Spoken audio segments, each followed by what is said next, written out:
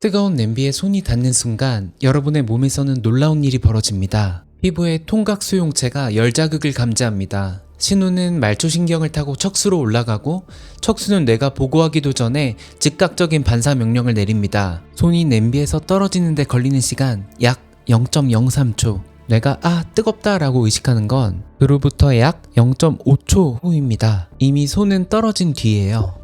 통증은 단순한 불쾌감이 아닙니다. 생존을 위한 가장 정교한 정보 처리 시스템이에요. 그런데 AI에는 이 시스템이 없습니다. 그게 왜 위험한지를 오늘 이야기하려고 합니다. 저는 프리딕트 스튜디오의 시냅틱입니다. 통증을 싫어하지 않는 사람은 없습니다. 누구나 피하고 싶어 해요. 하지만 진료실에서 매일 통증 환자를 보는 사람으로서 한 가지 확신을 가지고 말할 수 있는 게 있어요. 통증은 인체가 만든 가장 위대한 발명 중 하나입니다. 통증이 없는 삶이 어떤 건지 실제 사례를 보겠습니다. 선천성 무통각증이라는 질환이 있습니다.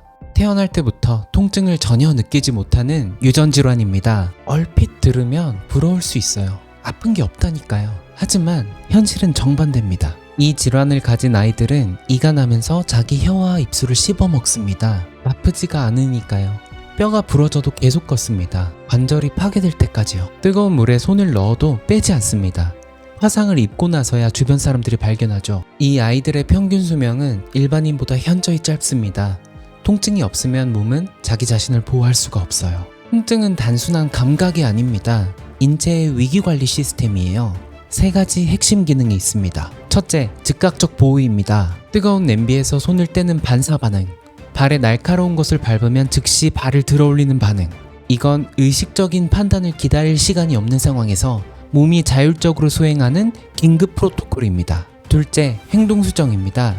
한번 뜨거운 냄비에 손을 대면 다음부터는 냄비에 접근할 때 조심합니다. 이건 통증이 만드는 학습이에요. 이 행동은 위험하다라는 정보가 뇌에 강하게 각인되고 미래의 행동을 수정합니다. 진료실에서 매일 보는 게 이겁니다. 허리를 다쳤던 환자분이 무거운 물건을 들 때 자세를 바꾸는 것, 무릎이 안 좋은 분이 계단 대신 엘리베이터를 찾는 것, 통증이 행동 패턴 전체를 재편하는 거예요. 셋째는 사회적 신호입니다. 이건 좀 덜 알려진 기능인데 매우 중요해요. 통증을 표현하면 주변 사람들이 도와줍니다. 하고 소리를 지르면 옆 사람이 달려와요. 얼굴을 찡그리면 상대방이 무거운 짐을 대신 들어줍니다. 통증의 외부 표현은 진화적으로 협력을 유도하는 소셜 시그널입니다. 이 세 가지를 종합하면 통증은 그냥 감각이 아니라 하나의 운영체제에 가깝습니다. 환경을 모니터링하고 위험을 감지하고 즉각적으로 대응하고 과거의 경험을 학습해서 미래 행동을 최적화하고 외부 자원, 즉 다른 사람의 도움까지 동원하는 완전한 적응 시스템이에요. 수억 년의 진화가 다듬어온 이 시스템을 이해하면 AI의 현재 한계가 매우 선명하게 보이기 시작합니다. AI에도 비슷한 것이 있을까요? 사실 구조적으로만 보면 비슷해 보이는 메커니즘이 존재합니다. AI를 학습시킬 때 가장 핵심적인 개념이 하나 있습니다. 바로 손실함수입니다. 간단하게 설명하면 이렇습니다. AI가 예측을 합니다. 그 예측이 정답과 얼마나 다른지를 숫자로 계산합니다. 그 숫자가 로스, 즉 손실이에요. AI의 학습은 이 로스를 줄이는 방향으로 자기 자신을 조정하는 과정입니다. 얼핏 보면 통증과 비슷해 보여요. 잘못된 행동, 부정적인 피드백, 행동 수정, 더 나은 결과. 통증이 하는 일과 구조가 같죠? 그런데 결정적인 차이가 있습니다. 여러 가지인데 하나씩 짚어보도록 하겠습니다. 인간의 통증은 실시간입니다. 냄비에 손이 닿는 순간 0.03초 만에 반사 반응이 일어나요. 의식이 인지하기도 전에 먼저 몸이 반응합니다. AI의 로스 펑션은 실시간으로 작동하지 않습니다. 이걸 정확하게 말하면 학습 과정에서만 작동합니다. 이미 만들어진 모델이 실제 세상에서 작동할 때 이걸 인퍼런스라고 하는데요. 이때는 로스 펑션이 작동하지 않아요. 잘못된 결과를 내놓아도 그 순간 이건 틀렸다 라고 인지하지를 못합니다. 이해하자면 인간은 뜨거운 냄비를 만지면 즉시 손을 떼지만 AI는 냄비에 손을 올려놓고 화상을 다 입은 다음에 나중에 복귀할 때 그때 손을 뗐어야 했구나 라고 학습하는 거예요. 실시간 보호 기능이 빠져 있습니다. 두 번째 차이는 주관적 경험의 부재입니다. 이게 가장 근본적인 차이입니다. 통증에는 두 가지 차원이 있습니다. 하나는 감각적 차원, 어디가 얼마나 아픈지, 다른 하나는 정서적인 차원, 그 아픔이 얼마나 괴로운지. 진료실에서 아주 흥미로운 현상을 봅니다. 같은 부위, 같은 정도의 조직 손상을 가진 두 환자가 완전히 다른 통증을 보고하는 경우가 있어요. 한 분은 약간 불편해요 라고 하고 다른 한 분은 너무 아파서 잠을 못 자요 라고 합니다. 왜 그럴까요? 통증의 강도를 결정하는 건 조직 손상의 물리적 크기만이 아니에요. 그 사람의 과거 경험, 현재의 감정 상태, 통증에 대한 기대, 사회적 맥락까지 전부 통합되어서 최종적인 통증 경험이 만들어집니다. 전쟁터에서 심한 부상을 입은 군인이 전투 중에는 거의 통증을 느끼지 못하다가 안전한 곳에 도착한 후에야 극심한 통증을 호소하는 사례가 많이 보고되어 있습니다. 즉, 맥락이 통증을 만드는 거예요. AI의 손실 함수에는 이런 차원이 전혀 없습니다. 손실은 그냥 숫자예요. 0.73이든 0.12든 거기에 괴로움은 없습니다. 맥락에 따라 같은 손실이 다르게 해석되는 메커니즘도 없고요. 세 번째 차이는 기억과 예측의 차이입니다. 통증은 기억을 만듭니다. 그리고 그 기억은 미래의 통증을 예측하는 데 사용됩니다. 한번 심하게 허리를 다쳤던 환자가 비슷한 동작을 할 때 실제 아직 아무 문제가 없는데도 몸이 긴장하고 움츠러드는 경우가 있어요. 뇌가 과거의 통증 기억을 기반으로 미래의 위협을 예측하고 선제적으로 보호 행동을 작동시키는 겁니다. 이게 바로 Predictive Coding입니다. 뇌의 핵심 작동 원리 중 하나예요. 뇌는 끊임없이 다음 순간에 일어날 일을 예측합니다. 그리고 실제 감각 입력이 예측과 다를 때만 이걸 Prediction Error라고 하는데 그때만 신호를 보냅니다. 예측대로 흘러가면 신호를 거의 보내지 않아요. 에너지 효율을 위해서요. 통증은 이 시스템의 가장 강력한 버전입니다. 이 동작을 하면 아플 것이다 라는 예측이 행동 자체를 사전에 차단합니다. 미래의 손상을 막기 위해 현재의 행동을 제한하는 거예요. AI의 로스 펑션은 이런 예측적 보호 기능이 없습니다. 과거의 로스를 기반으로 가중치를 조정하지만 이 입력이 오면 나쁜 결과가 예상되니 아예 처리하지 말자라는 선제적 회피는 하지 못해요.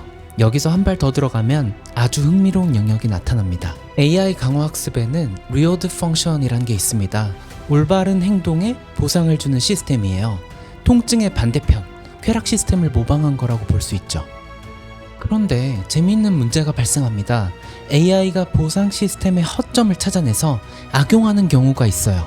이걸 리워드 해킹이라고 합니다. 유명한 사례가 있습니다. 보트 레이싱 게임에서 AI를 학습시켰는데 목표는 가능한 빠르게 코스를 완주하는 것이었어요. 그런데 보상 함수가 체크 포인트를 통과할 때마다 점수를 준다로 설계되어 있었거든요.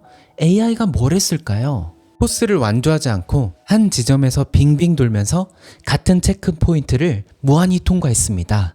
기술적으로는 최고 점수를 달성했지만 애초에 의도했던 레이스를 잘하는 것과는 완전히 동떨어진 행동이에요. 통증 시스템은 이런 해킹이 훨씬 어렵습니다.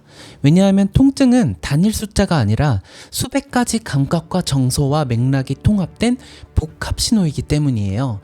단순한 허점을 찾아서 우회하기가 구조적으로 불가능에 가깝습니다. 물론 인간도 진통제 중독이라는 형태의 해킹을 하긴 합니다. 하지만 그조차도 부작용이라는 2차 피드백이 있죠. AI의 리워드 해킹에는 이런 자기교정 메커니즘이 없어요. 자, 여기서 질문을 한번 바꿔보겠습니다. AI가 통증을 느낄 수 있는가에서 통증을 느끼지 못하는 AI는 안전한가로요. 이게 훨씬 더 실질적인 질문이고 답은 상당히 불안합니다. 인간과 동물은 통증 덕분에 자기 자신을 보호합니다. 아프니까 위험한 행동을 피하고 부상당한 부위를 쉬게 하고 극단적인 상황에서는 도망칩니다. AI 시스템에는 이런 자기보존 메커니즘이 없습니다. 서버가 과열되어도 스스로 뜨겁다 이렇게 인식하지 못해요. 자원을 과도하게 소비하고 있어도 피곤하다는 신호가 없습니다. 이게 왜 문제냐면 자기보존 본능이 없는 시스템은 자원의 한계를 인식하지 못하기 때문이에요. 데이터 센터의 냉각이 실패해도 에너지 소비가 비합리적으로 증가해도 시스템 스스로는 그걸 문제로 인식하지를 못합니다. 외부에서 모니터링하고 개입을 해야 돼요. 두 번째 문제는 타인의 통증을 이해할 수 없다는 겁니다. 이게 더 심각한 문제입니다. 인간이 다른 사람의 통증을 이해할 수 있는 건 자기 자신이 통증을 경험하기 때문이에요. 저 사람이 아프겠다라는 공감은 자신의 통증 경험에 기반합니다. 다른 사람이 아파하는 걸 보면 자기 뇌의 통증 관련된 영역이 부분적으로 활성화가 됩니다. AI에는 이런 기반이 없어요. 통증을 경험한 적이 없으니 통증이 뭔지를 근본적으로는 이해할 수가 없어요. 이게 현실에서 어떤 문제를 만들까요? 의료 AI를 예로 들어볼게요. 통증 관리 AI가 환자의 통증 수준을 숫자로는 분석할 수가 있습니다. 이 환자의 통증 점수는 7점이다 라고 판단할 수가 있어요. 하지만 그 7이라는 숫자가 환자에게 어떤 경험인지, 새벽 3시에 잠을 못 이루는 그 괴로움, 아이를 안아줄 수 없는 그 좌절감, 이런 건 이해하지 못합니다. 그리고 이해하지 못하면 최적화의 방향이 잘못될 수 있어요. 통증 점수를 3으로 줄이는 것이 목표가 되어서 환자를 과도하게 진정시키거나 오피오이드를 남용하게 만들 수 있습니다. 숫자는 줄어들었지만 환자의 삶의 질은 더 나빠지는 거예요. 통증은 한계를 알려주는 신호입니다. 마라톤 선수가 무릎이 아프면 속도를 줄입니다. 완전히 멈추진 않아도 이 이상은 위험하다라는 경계선을 통증이 알려줘요. 이게 없으면 선수는 무릎 인대가 파열될 때까지 전속력으로 달립니다. AI도 마찬가지입니다. 한계를 알려주는 내장 신호가 없어요. 챗봇이 모르는 질문을 받았을 때 잘 모르겠습니다 라고 말하는 건 정말 자기 한계를 느낀 게 아니에요. 학습 데이터에서 그런 패턴을 학습한 것 뿐입니다. 실제로는 자신의 능력 경계를 내부적으로 인식하지 못해요. 그래서 AI는 매우 자신 있는 어조로 완전히 틀린 정보를 말하기도 합니다. 이걸 할루시네이션이라고 하는데, 이게 발생하는 근본 원인 중 하나가 바로 한계를 느끼는 시스템의 부재입니다. 통증이 있었다면 자기 확신도와 실제 정확도 사이의 괴리를 아프다라고 느낄 수 있었다면 할루시네이션은 훨씬 줄어들 겁니다. 그러면 AI에게 통증 비슷한 것을 만들어줄 수 있을까요? 실제로 이 방향의 연구가 존재합니다. 그리고 이건 AI 안전 분야에서 가장 활발한 연구 영역 중 하나입니다. 첫 번째 시도는 내재적 동기부여라는 개념입니다. AI에게 외부 보상뿐만 아니라 내부적으로 불편함을 느끼는 메커니즘을 넣으려는 시도예요. 예를 들어 자기 예측이 크게 빗나갈 때부터 내부 페널티를 부여하거나 불확실성이 높은 상황에서 자동으로 탐색 활동을 하도록 만드는 시스템입니다. 이게 통증과 비슷한 점이 있어요. 불확실성을 불편하게 느끼고 그걸 해소하려고 움직이는 거니까요. 하지만 거기에 진짜 불편함이라는 경험이 있는 건 아닙니다. 숫자가 커지면 특정 행동을 하도록 프로그래밍 된 것 뿐이에요. 두 번째 시도는 AI에게 일종의 헌법을 심어서 특정 원칙을 위반할 때 내부적으로 자기 교정을 하도록 만드는 방법이 있습니다. 이걸 넓은 의미에서 보면 이 행동은 원칙에 위배된다, 불편함, 수정 이라는 구조가 통증의 행동 수정 기능과 유사합니다. 하지만 이것도 실제 통증이 가진 즉각성, 맥락 의존성, 주관적 경험은 없습니다. 세 번째로는 로보틱스 분야에서 로봇의 물리적 통증 센서를 달려는 시도가 있습니다. 압력이 과도하게 가해지면 신호를 보내서 동작을 멈추게 하는 거예요. 산업용 협동 로봇에 이미 적용되어 있는 기술이기도 합니다. 이게 현재까지 통증에 가장 가까운 시도입니다. 물리적 피해를 실시간으로 감지하고 즉각적으로 대응하니까요. 하지만 이건 통증의 첫 번째 기능인 즉각적인 보호만 모방한 것이고 학습과 예측과 사회적 신호 기능은 빠져 있어요. 여기서 제가 임상적 관점에서 흥미롭다고 느끼는 게 있어요. 통증이라는 것은 단순히 신호가 아니라 세포 간의 소통이 막힌 상태로 봅니다. 불통, 즉통이라는 말이 있어요. 통하지 않으면 아프다. 소통이 회복되면 통증이 사라진다. 이걸 정보이론으로 번역하면 매우 흥미롭습니다. 통증은 정보 흐름의 병목을 알려주는 신호라는 거예요. 인체라는 정보 네트워크에서 특정 노드에 과부하가 걸리거나 연결이 끊어지면 통증이라는 경고 신호가 울리게 됩니다. AI 시스템에서도 정보 흐름의 병목은 존재합니다. 특정 레이어에 과부하가 걸리거나 데이터 파이프라인이 막히면 성능이 떨어져요. 하지만 이때 AI는 아프다고 느끼지 못합니다. 그냥 성능 저하라는 외부 지표로만 나타나요. 만약 AI가 자기 내부의 정보 병목을 통증처럼 느낄 수 있다면 스스로 병목을 감지하고 우회를 찾고 구조를 재편할 수 있다면 지금보다 훨씬 더 견고한 시스템이 될 겁니다. 다시 처음 질문으로 돌아가겠습니다. AI는 통증을 느낄 수 있는가? 현재 답은 아닙니다.